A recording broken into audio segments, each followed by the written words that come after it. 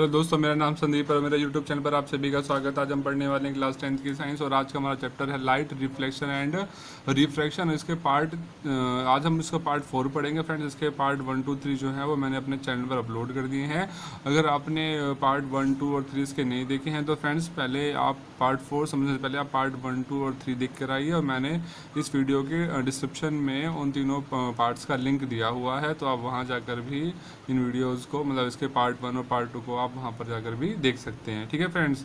तो फ्रेंड्स आज का हमारा जो टॉपिक है वो है रिफ्रैक्शन ऑफ लाइट। ठीक है, रिफ्रैक्शन, ध्यान से सुन लीजिए, मैं बोल रहा हूँ रिफ्रैक्शन ऑफ लाइट। ठीक है, रिफ्रैक्शन ऑफ लाइट हम इसमें रिफ्लेक्शन पढ़ेंगे अब, और रिफ्लेक्शन हम पहले ही पढ़ चुके हैं, है ना। जैसे आपने यहाँ देखा हेडिंग पे भी लिखा हुआ है रिफ्लेक्शन एंड रिफ्रैक्शन। रिफ्लेक्शन वाला जो पार्ट है वो हो चुका। पार्ट 1, 2 और जो 3rd पार्ट है उसके अंदर मैंने रिफ्लेक्शन पढ़ाया है। आज हम पढ़ने वाले हैं रिफ्रैक्शन ऑफ लाइट। ठीक है, जो यहाँ लिखा है ना एंड रिफ्रैक्शन, आज हम ये वाला पार्ट पढ़ने वाले हैं। ठीक है, अगर आपने पार्ट 1, 2 और 3 नहीं देखे तो मैं बता रहा हूँ फ्रेंड्स, आप पहले पार्ट 1, 2 और 3 एक बार देख लीजिए, डिस्क्रिप्शन में लिंक है मेरे दिया हुआ है। ठीक है, तो आइए हम आज का टॉपिक स्टार्ट करते हैं। रिफ्लेक्शन ऑफ लाइट ये क्या होता है भाई? देखिए भाई, रिफ्लेक्शन ऑफ लाइट का मतलब ये होता है जब कोई भी रे ऑफ लाइट एक मीडियम से किसी दूसरे मीडियम में एंटर करती है। ठीक है, यहाँ पर मीडियम्स की बात कर रहे हैं।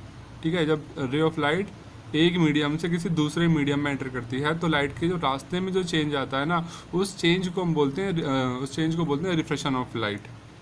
क्या कह रहा हूँ, ध्यान सुनिए, मैंने ये बताया, जब लाइट किसी एक मीडियम से किसी दूसरे मीडियम में ट्रेवल करती है तो लाइट के रास्ते में लाइट का जो पाथ है ना वो चेंज हो जाता है। ठीक है, उसका जो रास्ता है बदल जाता है। इसी फिनोमिना को हम बोलते हैं रिफ्रैक्शन ऑफ लाइट बोलते हैं। ठीक है, अब यहाँ पर मीडियम 1 और मीडियम 2 कैसे कैसे होंगे भाई? देखिए यहाँ पर कुछ हम मीडियम्स की बात कर लेते हैं एक बार। तो मीडियम इन द सेंस, देखिए मीडियम 2 टाइप के पढ़ेंगे हम इस चैप्टर में। एक तो होगा भाई रेयर मीडियम, ठीक है, एक होगा डेंसर मीडियम। ठीक है, रेयर मीडियम एक होता है डेंसर मीडियम। ठीक है, रेयर मीडियम क्या होता है? रेयर मीडियम का मतलब ये होगा फ्रेंड्स, रेयर मीडियम का मतलब ये होगा कि जो एक ऐसा मीडियम जिसके पार्टिकल क्या है एक दूसरे से काफ़ी दूर दूर हैं। जैसे एयर की बात करें, है ना, एयर के पार्टिकल्स क्या होते हैं, एक दूसरे से काफ़ी ज़्यादा दूर दूर होते हैं, तो एयर को क्या बोलेंगे? रेयर मीडियम है। ठीक है, और डेंसर की बात करें मतलब जिसके पार्टिकल्स एक दूसरे के पास पास हों। जैसे अगर वाटर की बात करें, है ना, तो वाटर के पार्टिकल्स क्या होंगे भाई? एयर के कंपैरिजन में तो वाटर पार्टिकल पास पास होंगे, तो हम वाटर को क्या बोलेंगे ऐसे केस में? डेंसर बोलेंगे, और एयर को क्या बोलेंगे? रेयर मीडियम में। ठीक है, ऐसे ही अगर हम वाटर और ग्लास ले लें, मान लो 2 मीडियम आपके पास, एक मीडियम है वाटर, दूसरा मीडियम ले लिया हमने ग्लास। ठीक है, तो अब देखें वाटर और ग्लास का कंपैरिजन करें तो क्या देखेंगे? वाटर के जो पार्टिकल हैं वो तो काफ़ी दूर, मतलब उनमें तो थोड़ा बहुत गैप होगा, लेकिन ग्लास कैसा होता है भाई? सॉलिड होता है ना, कांच एकदम ठोस होता है, तो सॉलिड के जो पार्टिकल होंगे इस वाटर के कंपैरिजन में तो पास पास होंगे। मतलब ये कैसा मीडियम हो गया? डेंसर मीडियम हो गया आपके पास। ठीक है, और वाटर का कैसा मीडियम रहा? ये रेयर मीडियम हो गया ऐसे केस में, है ना। तो क्या देखा हमने कि जिस मीडियम के पार्टिकल एक दूसरे से दूर दूर होंगे वो रेयर मीडियम कहलाएगा, और जिस मीडियम के पार्टिकल एक दूसरे के पास पास होंगे उसे क्या बोलेंगे? डेंसर मीडियम बोलेंगे। ठीक है, तो यहाँ पर ये बोल रहे हैं हम, जब कोई भी रे ऑफ लाइट एक मीडियम से किसी दूसरे मीडियम में एंटर करती है तो लाइट का जो पाथ होता है वो चेंज हो जाता है। ठीक है, और इस फिनोमिना को हम बोलते हैं रिफ्लेक्शन ऑफ लाइट बोलते हैं। ठीक है, इसको थोड़ा सा यहाँ पर एक डायग्राम दे रखा है, उस डायग्राम से भी समझ लेते हैं हम। ठीक है, बुक में दिखा देता हूँ मैं आपको एक बार, देख लेते हैं। देखिए अभी जो इसमें जो टॉपिक है ये है refraction through a rectangular glass slab. ठीक है, मतलब एक आपके पास ग्लास स्लैब दे रखी, कैसे शेप में? रेक्टेंगल की शेप में है, तो इसमें देखना है रिफ्रैक्शन कैसे होता है। ठीक है, तो फ्रेंड्स ये है ग्लास स्लैब, है ना, मैं जिसकी बात कर रहा था कि अब जो हमें टॉपिक पढ़ना है उसमें एक रेक्टेंगुलर ग्लास स्लैब दे रखा है, इसमें देखना लाइट का रिफ्लेक्शन कैसे होगा, है ना। तो इसी की बात कर रहे हैं हम, इसे बोलते हैं रेक्टेंगुलर ग्लास स्लैब। ठीक है, अब इसका हमने देखना है कि किसी रेक्टेंगुलर ग्लास स्लैब के अंदर लाइट का रिफ्लेक्शन कैसे होता है। ठीक है, एक बार हमारा बुक में देख लेते हैं, उसके बाद फिर इसमें समझ लेंगे। ठीक है, देखिए ये आपके यहाँ आपकी जो एनसीईआरटी बुक है उसमें भी दे रखा है इसका एग्जाम्पल। ठीक है, ये आपके पास एक ग्लास स्लैब हो गई, ठीक है, जो मैंने आपको दिखाई, ये रही ऐसे, इसको हमने ऐसे रख दिया मान लीजिए। ठीक है, अब ये आपके पास ग्लास स्लैब दे रखी, तो देखना है इसके अंदर लाइट का रिफ्लेक्शन कैसे होगा। ठीक है, तो भाई हमने सबसे पहले तो यहाँ पर क्या ड्रॉ कर लिया? एक पॉइंट ले लिया, वो यहाँ पर हमने ड्रॉ कर लिया नॉर्मल। आप नॉर्मल समझते क्या होता है? नॉर्मल का मतलब होता है एक ऐसी लाइन जो इस सरफेस से क्या होगी, परपेंडिकुलर होगी, उसे बोलेंगे नॉर्मल। ये आ गया एन से एन डैश नॉर्मल। ठीक है, अब हमने यहाँ पर एक रे ऑफ लाइट मान ली जो इस पॉइंट पर इंसिडेंट हो रही है। ठीक है, अब होता क्या है ना, थोड़ा सा मैं आपको रिफ्लेक्शन के एक दो एग्जांपल दे देता हूँ। ठीक है, जैसे कि मान लीजिए, इसे समझने से पहले आपको एक दो एग्जांपल दे दूँ ताकि आपको जो कॉन्सेप्ट है वो रिफ्लेक्शन का एकदम क्लियर हो जाए। देखिए, मान लीजिए एक बाल्टी है आपके पास, ठीक है, एक बकेट है, उसके अंदर पानी भरा हुआ है इस तरीके से कुछ। ठीक है, इसमें दो कॉइन है, एक कॉइन यहाँ पे रखा हुआ है, एक कॉइन यहाँ पे रखा है, ये फर्स्ट कॉइन है, कॉइन नंबर 2 है। ठीक है, अब हम इस कॉइन को क्या कर रहे हैं, यहाँ से देख रहे हैं, ठीक ऊपर से देख रहे हैं, एकदम ठीक ऊपर सीधाई से देख रहे हैं। तो क्या होगा, तब हमें ये वाला जो फर्स्ट वाला कॉइन है जहाँ पे रखा है हमें वहीं पर नजर आएगा, है ना, मतलब इसकी जो पोजीशन है वो यहीं पर दिखेगी। ठीक है, अभी जो कॉइन नंबर 2 है इसको क्या करेंगे, हम इसको थोड़ा साइड से देखते हैं। ठीक है, इसको हम थोड़ा यहाँ देखते हैं, ऐसे देखते हैं इधर से थोड़ा सा, है ना। तो क्या होगा, जब हम इस कॉइन को, इस वाले कॉइन को हम यहाँ से देखने की कोशिश करेंगे ना, यहाँ पे मान लीजिए हमारी आँख है, ठीक है, जब हम इस कॉइन को इधर से देखने की कोशिश करेंगे तो हमें जो कॉइन है ना वो यहाँ की बजाय क्या होगा, हमें थोड़ा सा यहाँ पर ऊपर उठा हुआ दिखाई देगा, यहाँ पर महसूस होगा, ये वाला कॉइन यहाँ पर है। ठीक है, तो हुआ क्या भाई, ये तो कॉइन की क्या एक्चुअल पोजीशन थी। ठीक है, और ये कॉइन की क्या अपेरेंट पोजीशन, जहाँ पर कॉइन आपको दिख रहा है ना। तो हो क्या रहा है, जब हम कॉइन को साइड से देख रहे हैं ना, तो लाइट का जो रिफ्लेक्शन हो रहा है यहाँ पर, लाइट का जो पाथ है वो चेंज हो जा रहा है। ठीक है, मतलब ये थोड़ा हमें इस साइड दिखेगा, ऊपर की तरफ उठा हुआ। ठीक है, तो यहाँ पर क्या हुआ, लाइट का रिफ्लेक्शन हो गया, जिसकी वजह से हमें क्या हुआ, जो सिक्का है, जो कॉइन हमने यहाँ रखा था वो हमें यहाँ की वजह थोड़ा ऊपर दिखाई दे रहा है। ठीक है, इसी चीज़ को हम बोलते हैं रिफ्लेक्शन ऑफ लाइट।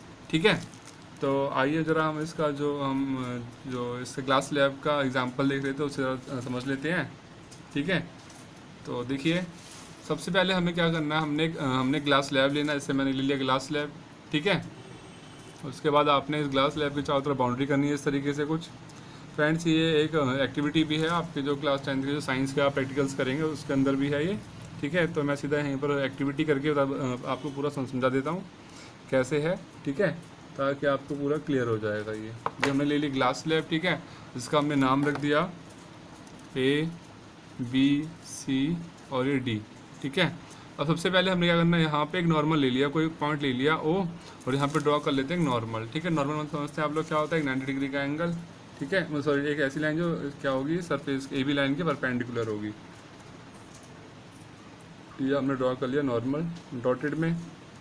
अब हमने क्या करना है, हमने मान लिया कोई रे ऑफ लाइट है वो इस O पॉइंट पर इंसिडेंट हो रही है इस साइड से। ठीक है, इस तरीके से कोई भी रे ऑफ लाइट मान ली, वो क्या कर रही है, O पॉइंट पर इंसिडेंट हो रही है ऐसे।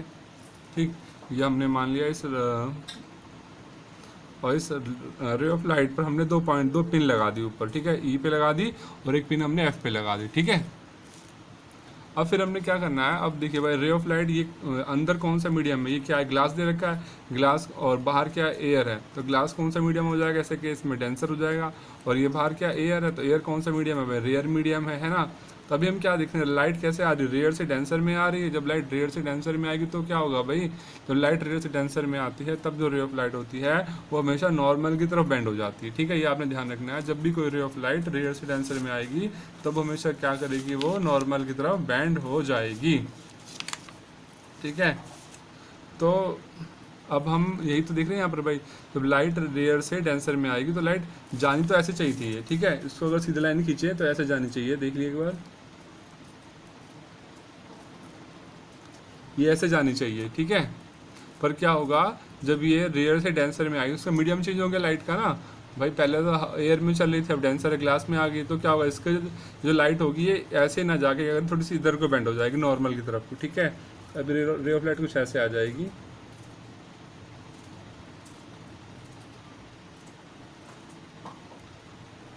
कुछ इस तरीके से। ठीक है, और ये डॉटेड वाली जो है इसको हम थोड़ा सा और प्रोड्यूस कर लेते हैं आगे। ठीक, अब हम यहाँ पे क्या देखते हैं, अब जब ये रे ऑफ लाइट इस पॉइंट पर पहुँच गई, CD लाइन पे पहुँचती है, तो हमने यहाँ पे एक पॉइंट फिर से ले लिया O डैश, और यहाँ पर हमने फिर से ड्रॉ कर लिया एक नॉर्मल। ठीक है। अब क्या होगा भाई, अब लाइट अंदर कौन सा मीडियम है, डेंसर मीडियम है, बाहर कौन सा मीडियम है, अब रेयर मीडियम है ना, बाहर तो भाई एयर है, तो रेयर कैसा मीडियम है, डेंसर। तो क्या होगा, जब लाइट डेंसर से रेयर में जाएगी तो क्या होगा, अब जो रे ऑफ लाइट है वो क्या करेगी, वो नॉर्मल से अवे जाएगी, दूर भागी, मतलब नॉर्मल की तरफ बेंड नहीं होगी, अब क्या करेगी, ये नॉर्मल से अवे जाएगी, इस तरीके से जाएगी कुछ यहाँ पर ऐसे, ठीक है। इसको हम यहाँ पे ड्रॉ कर लेते हैं कुछ इस तरीके से, ये वाली रे तो यहाँ से आ गई और ये यहाँ से निकल के आएगी इस तरीके से कुछ। अब जो रे ऑफ लाइट है वो यहाँ पर क्या करेगी, ये तो हो गया नॉर्मल आपके पास है ना। अब जो रे ऑफ लाइट होगी वो नॉर्मल की तरफ बेंड नहीं होगी, जब रे ऑफ लाइट डेंसर से रेयर में जाती है तब हमेशा करती है वो नॉर्मल से दूर भागती है, अवे फ्रॉम नॉर्मल, तो रे ऑफ लाइट से चली आई। तो हम यहाँ पर क्या देख रहे हैं, अब ये वाली रे ऑफ लाइट जो है, मतलब ये जो यहाँ पर लाइट निकल के आ रही है और ये जो यहाँ पर पहले से आ रही थी ऊपर से, ये दोनों क्या एक दूसरे के पैरेलल हो गई है ना। तो फ्रेंड्स ये वाली जो रे आ रही है ना, ये इसका नाम रख देते हैं एच रख देते हैं, ठीक है। तो ये वाली जो रे इसको बोलेंगे एमरजेंट रे, क्या बोलेंगे इसका नाम होगा एमरजेंट रे, इसको बोलेंगे क्या हम, एमरजेंट रे बोलेंगे, ठीक है। और ये वाली जो रे है ना, जो इस पर इंसिडेंट हो रही थी ग्लास पर, इसे बोलेंगे क्या, इंसिडेंट रे बोलेंगे, क्या बोलेंगे, इंसिडेंट रे। तो हम यहाँ पर क्या देख रहे हैं, जो एमरजेंट रे है और जो इंसिडेंट रे दोनों दूसरे क्या हो जाती है, यहाँ पर पैरेलल हो जाती है, ठीक है। अब इन दोनों के बीच में जो गैप रहता है, जो डिस्टेंस रहती है, ये जो गैप देख रहे हैं ना आप, इन दोनों के बीच में डिस्टेंस रहती है, इसे बोलते हैं लेटरल डिस्प्लेसमेंट, क्या बोलते हैं इसे, लेटरल डिस्प्लेसमेंट बोलते हैं। कई बार एग्जाम से पूछ लेते हैं क्या होता है, ठीक है। तो याद आएगा, the distance between the emergent ray and the incident ray is called lateral displacement, या फिर लेटरल शिफ्ट भी कहीं पे वर्ड यूज कर लेते हैं, लेटरल शिफ्ट या फिर लेटरल डिस्प्लेसमेंट, ठीक है। और हम चलते हैं आगे फिर। तो फ्रेंड्स अभी हमने ये पढ़ा कि मतलब किसी भी रेक्टेंगुलर ग्लास स्लैब में लाइट का रिफ्लेक्शन कैसे होता है ना। तो अब हम यहाँ पे इसके बाद हम देखेंगे रिफ्लेक्शन के कुछ लॉज दे रखे हैं, ठीक है। दो लॉज हैं, जैसे हमने रिफ्लेक्शन के दो लॉज पढ़े, तो इसी तरीके से यहाँ पर रिफ्लेक्शन के भी 2 लॉज हैं, ठीक है। उनको हम देख लेते हैं। फर्स्ट लॉ तो ये कहता है इंसिडेंट रे, ठीक है, मैं सीधा बुक में दिखा देता हूँ, देखिए ये है, there are the 2 laws of reflection of light, ठीक है। फर्स्ट लॉ तो ये कहता है the incident ray, the refracted ray and the normal to the interface of the two transparent medium at the point of incidence all lie in the same plane। मतलब first point पे ये कहा गया, जो इंसिडेंट रे होगी और जो reflected ray है, ठीक है, और आपके पास जो नॉर्मल है, ये तीनों क्या करेंगे, एक ही प्लेन में लाई करेंगे, ठीक है। जैसे हमने उसमें पढ़ा था ना रिफ्लेक्शन ऑफ लाइट वाले केस में, वही चीज़ यहाँ पे बताएगी। वहाँ पर जो सेकंड लॉ था, वहाँ पर ये अभी यहाँ पर फर्स्ट लॉ है ना, इंसिडेंट रे, ये क्या हो गई, रिफ्लेक्टेड रे हो गई ये वाली, तो ठीक है। इस रे को बोलेंगे रिफ्लेक्टेड रे, इसका पास चेंज हो गया, ठीक है। और ये वाली जो है आपके पास ये नॉर्मल, ये तीनों क्या करेंगे, एक ही प्लेन में लाई करेंगे। इंसिडेंट रे, ये रिफ्लेक्टेड रे हो गई, और ये नॉर्मल, ये तीनों क्या करेंगे, एक प्लेन में लाई करेंगे, ठीक है। ये तो हो गया इसका फर्स्ट पॉइंट। तो इसका पॉइंट नंबर 2 देखते हैं। पॉइंट नंबर 2 क्या है, the ratio of sine of angle of incidence to the sine of angle of reflection is a constant for the light of a given colour and the given pair of media, ठीक है। अगर मतलब ये बताया गया है, इसमें देख लीजिए ध्यान से, सेकंड लॉ में बताया गया साइन आई अपॉन में साइन आर, ये क्या होगा, कांस्टेंट होगा, इसकी वैल्यू जो है वो कांस्टेंट रे कभी भी चेंज नहीं होगी। अब आई का मतलब क्या और आर का मतलब क्या, देखिए जब रे ऑफ लाइट, यहाँ पर जो मैंने एग्जांपल बताया था ना ग्लास स्लैब पे, उसको एक बार देख लेते हैं, ठीक है।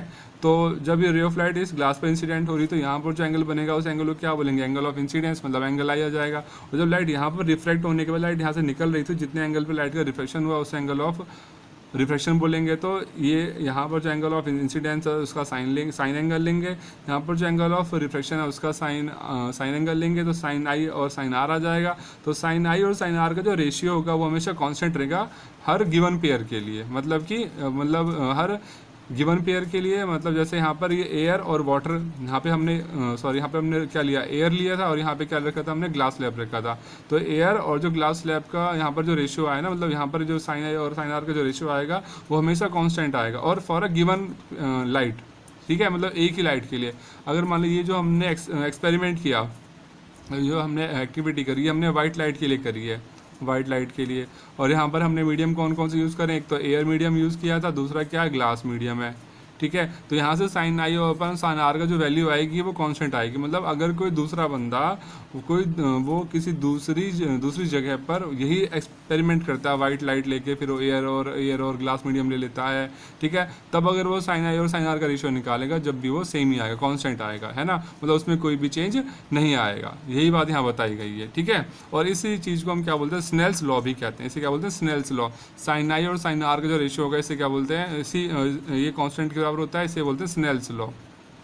स्नेल्स लॉ कहते हैं, ठीक है। और ये हर एक लाइट के लिए और हर एक मीडियम के लिए, पेयर ऑफ मीडियम के लिए अलग अलग होगा, ठीक है। मतलब एक लाइट के लिए और एक पेयर ऑफ मीडियम के लिए कांस्टेंट रहेगा। अब अगर हमने यहाँ पर लाइट का कलर दूसरा यूज़ कर लिया तब इसकी जो वैल्यू आएगी वो अलग आएगी, या फिर हमने मीडियम यहाँ पर चेंज कर दिया तब भी इसकी जो वैल्यू है वो अलग हो जाएगी, ठीक है।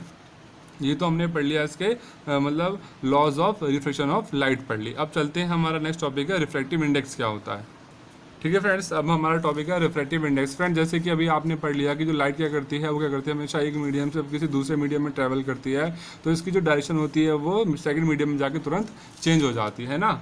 हमने देखा था अभी ग्लास लैब को हमने पढ़ा था, तो यहाँ पे क्या देखा था, लाइट एयर से डेंसर में जा रही थी, उसकी डायरेक्शन चेंज हो गई थी जैसे ये लाइट जो है वो सेकंड मीडियम में पहुंची थी, ठीक है। The extent of change in the direction, और लाइट के रास्ते में जितना चेंज आया है, लाइट की डायरेक्शन में जितना चेंज आया है, उसको हम क्या करते हैं, उसको हम रिफ्रैक्टिव इंडेक्स से शो करते हैं, ठीक है। The extent of the change in the direction that take place in the given pair of media is express in the terms of refractive index. मतलब लाइट के डायरेक्शन में जो चेंज आया है उस चेंज को हम क्या करते हैं, रिफ्रैक्टिव इंडेक्स की टर्म से शो करते हैं, ठीक है।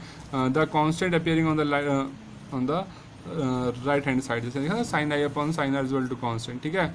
आई बस समझ में क्या हो रहा है, रिफ्रैक्टिव इंडेक्स क्या होता है। रिफ्रैक्टिव इंडेक्स का मतलब ये होता है, इससे हमें ये पता चलता है कि जब रे ऑफ लाइट एक मीडियम से दूसरे मीडियम में जा रही है तो उसकी जो डायरेक्शन ऑफ लाइट है वो कितना चेंज होगी, ठीक है। उस चेंज को जितना चेंज होना, उस चेंज को हम क्या करते हैं, रिफ्रैक्टिव इंडेक्स से शो करते हैं। और रिफ्रैक्टिव इंडेक्स का साइन होता है एन, ठीक है। आपके एनसीईआरटी बुक में एन यूज़ किया गया, लेकिन जब आप बड़ी क्लास में जाओगे या फिर कोई दूसरी रेफरेंस बुक आप यूज़ करते हो, वहाँ पर आप ये मिलेगा म्यू भी यूज़ किया जाता है कई जगह पे, ठीक है। लेकिन फिलहाल हम यहाँ पर एन का यूज़ कर रहे हैं, ठीक। अब भाई ये तो बात समझ में आ गई होगी आपको कि रिफ्रैक्टिव इंडेक्स क्या होता है, ठीक है। आगे चलते हैं अब इसमें। The refractive index can be linked to an important physical quantity. Friends, जो रिफ्रैक्टिव इंडेक्स है वो क्या है, एक बहुत ही इंपॉर्टेंट फिजिकल क्वांटिटी है। The relative speed of propagation of light. Propagation का मतलब होता है कि ट्रैवलिंग ऑफ लाइट, मतलब लाइट का ट्रैवल करना, ठीक है। द रिलेटिव स्पीड जब लाइट ट्रैवल करती है in different media, it turns out the light propagates with different speeds in different media. आपने देखा होगा लाइट क्या करती है, अलग अलग मीडियम में लाइट जो है वो अलग अलग स्पीड से ट्रैवल करती है, ठीक है। इसलिए अलग अलग मीडियम का जो रिफ्रैक्टिव इंडेक्स है वो भी अलग अलग होता है। जैसे अगर हम बात करते हैं एयर की, तो एयर का जो रिफ्रैक्टिव इंडेक्स होता है, ये तो होता है भाई कितना, 1.003 होता है, ठीक है। ऐसे अगर हम वाटर की बात करें, वाटर का जो रिफ्रैक्टिव इंडेक्स होता है तो 1.33 होता है, ठीक है। तो मैं क्या बता रहा हूँ, अब ये अलग अलग क्यों होता है भाई, इसका रीज़न ये है कि लाइट क्या करती है, वो अलग अलग मीडियम में लाइट अलग अलग स्पीड से ट्रैवल करती है, ठीक है। इसलिए अलग अलग मीडियम का जो रिफ्रैक्टिव इंडेक्स है वो भी अलग अलग होता है, ठीक है। Light travels the fastest in vacuum. Light करती है वैक्यूम में तो बहुत फास्ट ट्रैवल करती है ना, वैक्यूम समझते हैं यहाँ पर एयर भी नहीं होती। विद हाईएस्ट स्पीड 3 × 10⁸ मीटर पर सेकंड, ठीक है। ये आपने याद रखना, कई बार एग्जाम से पूछ लिया जाता है कि लाइट की स्पीड कितनी होती है, कितनी है, 3 × 10⁸ मीटर पर सेकंड, ठीक है। ये लाइट की स्पीड है एयर के वैक्यूम के अंदर। In air the speed of light is only marginally less, और लेकिन एयर के अंदर जो लाइट की स्पीड है वो थोड़ी सी कम हो जाती है, बहुत थोड़ी सी कम, ठीक है, एज कम्पेयर टू वैक्यूम, ठीक। It reduces considerably in the glass और वाटर पर। अगर हम ग्लास या वाटर के अंदर लाइट जाती है तो इसकी जो स्पीड है वो थोड़ी ज़्यादा ही कम हो जाती है, ठीक है। फिर हम उसको नोट कर सकते हैं, ठीक है। The value of the refractive index for a given pair of media depends upon the speed of light in the two media. अब जो रिफ्रैक्टिव इंडेक्स की वैल्यू होगी ना, वो क्या करेगी, वो इस बात के ऊपर डिपेंड करेगी कि उस मीडियम के अंदर लाइट की स्पीड कितनी है। अगर हम एयर और वाटर की बात कर रहे हैं, है ना, अगर लाइट एयर से वाटर में जा रही है और एयर से वाटर जब जा रही है तो हमें अगर उसका रिफ्रैक्टिव इंडेक्स निकालना है ना वाटर का, तो क्या करेंगे, वहाँ पे आपको ही देखना पड़ेगा कि वाटर के अंदर लाइट की स्पीड कितनी है और एयर के अंदर लाइट की स्पीड कितनी है ना। तो इन दोनों की वैल्यूज़ के ऊपर डिपेंड करेगा कि वाटर का रिफ्रैक्टिव इंडेक्स कितना है, ठीक है। अब यहाँ पे कुछ एग्जांपल दे रखे हैं, समझ लेते हैं कैसे निकालते हैं किसी भी चीज़ का, किसी भी मीडिया का रिफ्रैक्टिव इंडेक्स, किसी भी मीडियम का, ठीक है।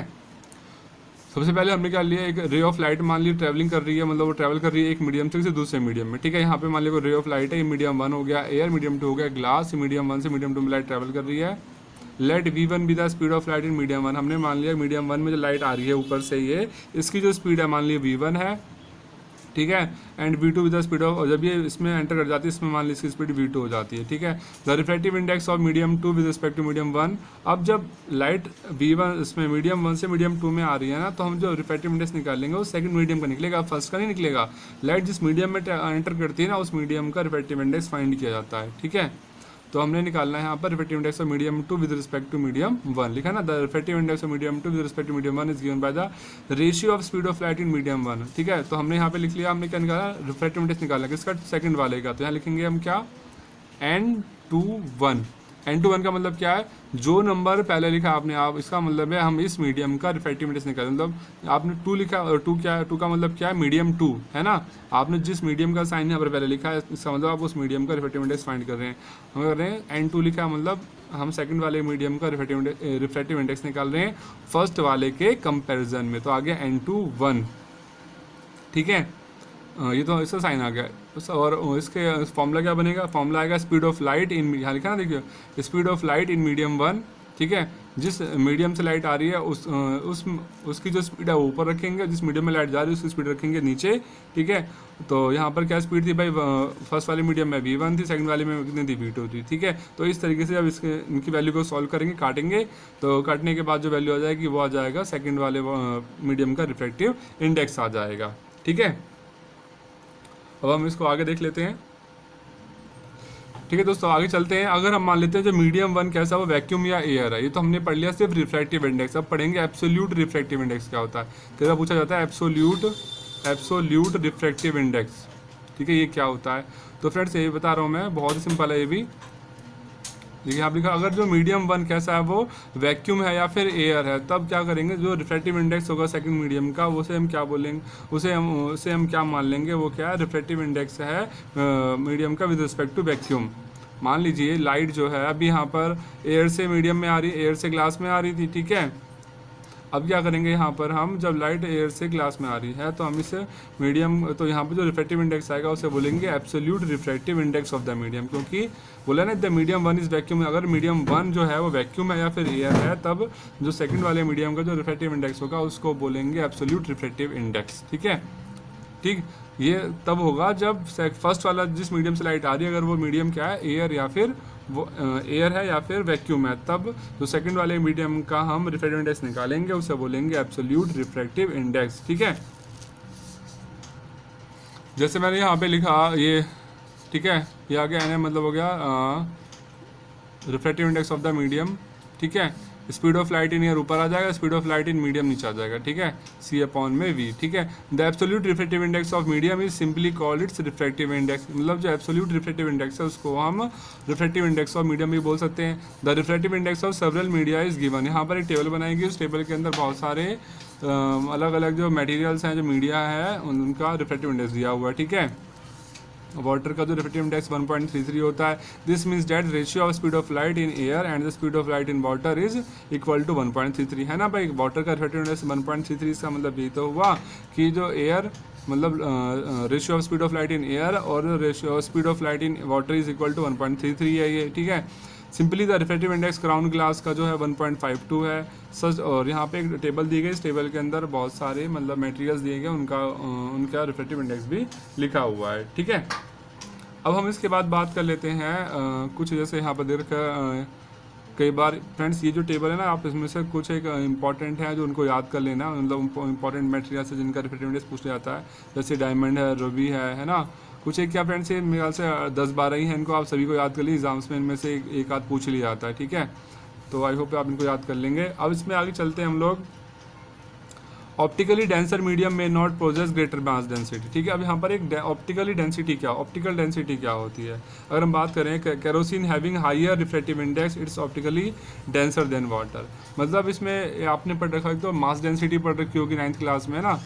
मास डेंसिटी क्या होती है पता है आपको, है ना। तो मास डेंसिटी मालूम है, 9th क्लास में पढ़ रखी है आपने साइंस में।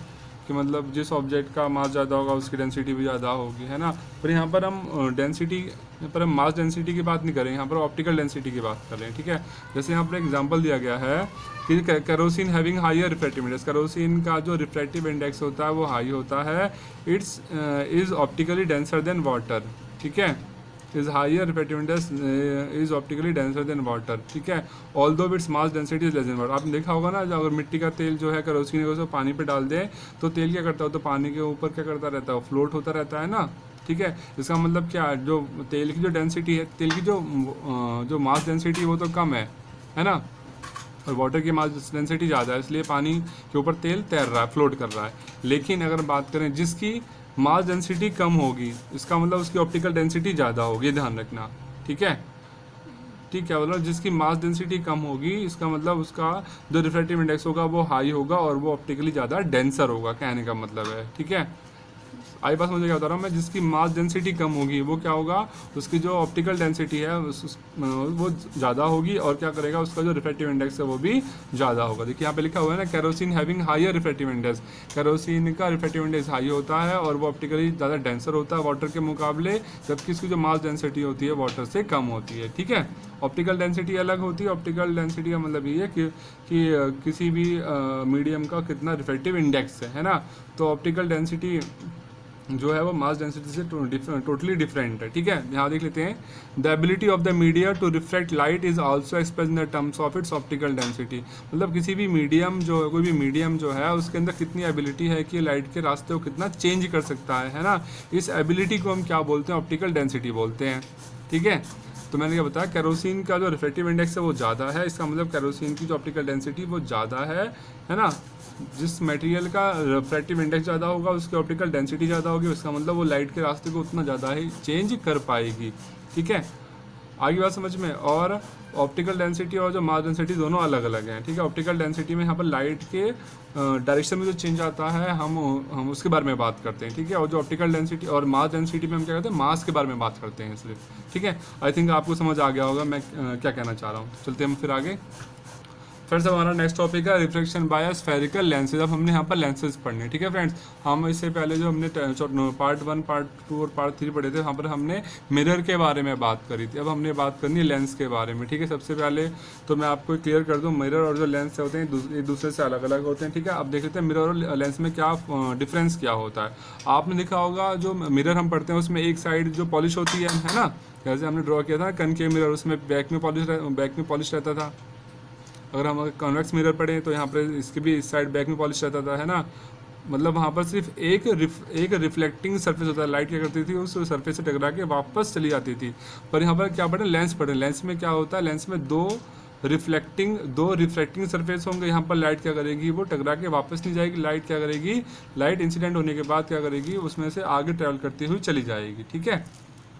आई बात समझ में क्या बता रहा हूँ मैं, कि लेंस वाले केस में क्या होगा, लाइट टकरा के वापस नहीं जाती, लाइट टकरा के क्या करेगी, वो आगे मतलब वो मीडियम में से मतलब लेंस में से आर पार हो जाती है, ठीक है। जबकि जो हमने मिरर पढ़े थे वहाँ पर लाइट क्या कर रही थी, वहाँ पर लाइट क्या कर रही थी, मिरर से टकरा के वापस चली जा रही थी, ठीक है। अब हम यहाँ देख लेते हैं कि जो लेंस कैसे कैसे होते हैं। देखिए, a transparent material bound by two surface, मतलब एक लेंस क्या होता है, टाइप का ट्रांसपेरेंट मटेरियल होता है जिसके दो सरफेस होते हैं ना। यहाँ पर सिर्फ एक ही सरफेस था, देखिए अभी तो पॉलिश कर रखा था हमने, पर लेंस में क्या होता है, दो सरफेस होते हैं, देख रहे हैं, एक सरफेस इधर है, एक सरफेस इधर है, ठीक है।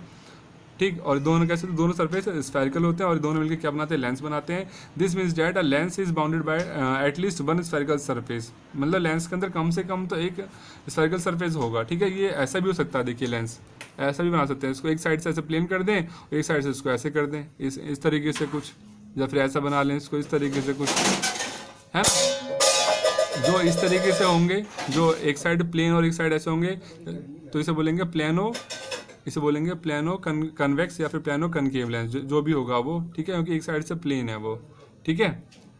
In such a lenses the other surface would be plane, है ना, बताया ना। ऐसे लेंसेज में क्या होगा, एक सरफेस प्लेन होता है, और लेंस में have two spherical surface, lens में क्या होते हैं, दो स्फेरिकल सरफेस हो सकते हैं, बल्गिंग आउटवर्ड्स या फिर बाहर की तरफ निकले हुए होंगे, ठीक है। जो बाहर की तरफ निकले हुए होंगे उसे तो बोलेंगे डबल कन्वेक्स लेंस। जैसे यहाँ पर देख रहे हैं हम, एक लेंस, एक सरफेस तो इधर बाहर की तरफ निकला हुआ है, एक सरफेस इधर बाहर की तरफ निकला हुआ है, यहाँ पर क्या रहे, दो कन्वेक्स सरफेस है, तो इससे बोलेंगे क्या, डबल कन्वेक्स लेंस बोलेंगे। ठीक है, it is simply called convex lens, इससे बोलेंगे सिंपली क्या कन्वेक्स लेंस है, या सिंपली कन्वेक्स लेंस बोल सकते हैं, या फिर डबल कन्वेक्स लेंस भी इसको कह सकते हैं।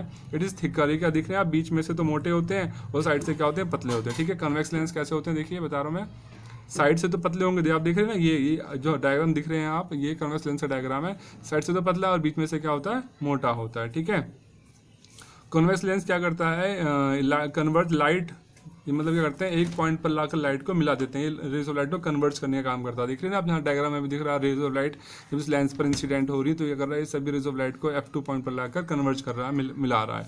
ठीक है, hence convex lens are also called converging lens, इसलिए जो कन्वेक्स लेंस को क्या बोलते हैं, हम कन्वर्जिंग लेंस भी कहते हैं। ठीक है, अब इसके बाद हम बात करते हैं सिमिलरली डबल कनकेव लेंस भी होते हैं इसी तरीके से, मतलब जहाँ पर क्या होगा, दो सरफेस उसके क्या होंगे, कनकेव जैसे होंगे।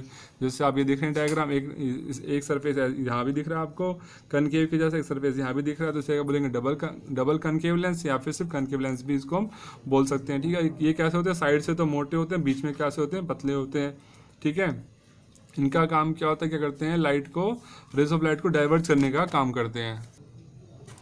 ठीक है, तो such a lenses are called diverging lens, इनको हम क्या बोलते हैं, डाइवर्जिंग लेंस बोलेंगे। जैसे आप यहाँ पर देख रहे होंगे, इस कनकेव लेंस पर लाइट पड़ रही है, तो लाइट यहाँ पर टकराने के बाद क्या क्या हो रही है, तो दूर भाग रही है ना, अलग अलग। ठीक है, इसका मतलब क्या है, कैसा लेंस है, ये डाइवर्जिंग लेंस होता है। जो कनकेव लेंस होता है डाइवर्जिंग लेंस होता है, कॉन्वेक्स लेंस कैसा होता है, कन्वर्जिंग लेंस होता है। ठीक है, अब हम बात करेंगे जो कनकेव लेंस होता है, ये भी अलग अलग टाइप का हो सकता है, मतलब इसका भी एक साइड प्लेन हो सकता है और एक साइड इसका कनकेव हो सकता है। ठीक है, A lens either a convex lens और concave lens has two spherical surface, मतलब जो convex lens है और जो concave lens है इसमें दो spherical surface हो सकते हैं।